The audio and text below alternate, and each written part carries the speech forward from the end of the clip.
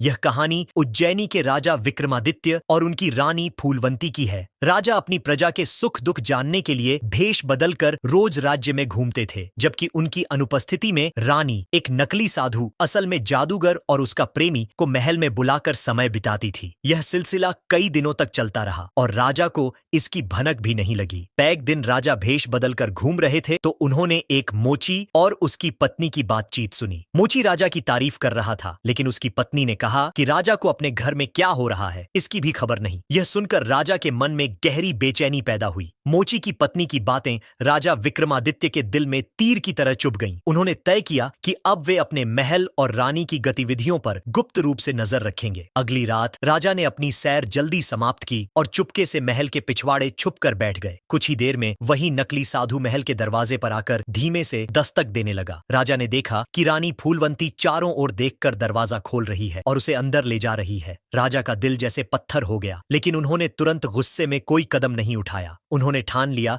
कि इस विश्वासघात को पूरे राज्य के सामने लाकर न्याय करेंगे। अगले दिन उन्होंने एक गुप्त योजना बनाई, जिसमें पूरे दरबार, राज परिवार और प्रजाजन के सामने रानी और साधु को रंगे हाथ पकड़ना था। आगे जानने के लिए कमेंट में पार्ट 3 लिखें।